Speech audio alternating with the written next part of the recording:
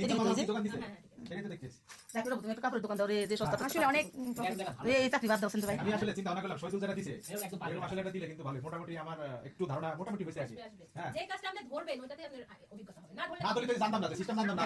ঢাকাতে 30-35 বছর ধরে কামরা গিয়েছে কোনদিন যাই নাই, অথচ শহীদুলের উসিলায় 4 বার কেন 3 বার কেন। দিয়ে দেন এভাবে দি গ্রামের মতো এভাবে দি।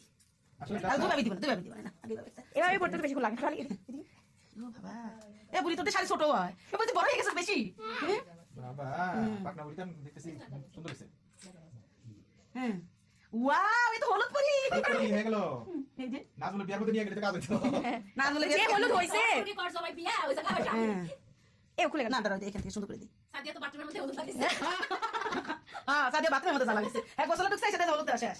আমি ওই বাথরুমের মধ্যে মানে কাল ভাইয়া ধোয়া পানি পড়ে না, ওই যে নাজমুল নাজের সব মধ্যে। ঝর্ণায় পানি আসে না তো হ্যাঁ, সব ঝর্ণায় আমি ওটাতে কোনদিন বাথরুম সাদিয়া বলে দান্তাস গুলো কই, নাচে গানা গুলো কই, আরে জানি না ওগুলো। কিছু ধরে নাই না যে নিচেটা এসব কাপড়। দিলা না। এটার সাথে হচ্ছে ওই ফুলের গহনাগুলো পরায়, করবা ফুলগুলা, গেন্দা ফুল আম ফুলের এটা নিয়ে আসে তো। গোলাপ ফুল দিয়ে গাঁদা ফুল দিয়ে দাঁড়াও, আমি নিয়ে আসি, আমি নিয়ে আসি। কিনবো নি কিনবো ওখান থেকে পাওয়া যায়। এই বাবা, দাঁড়াও নিয়ে আসি।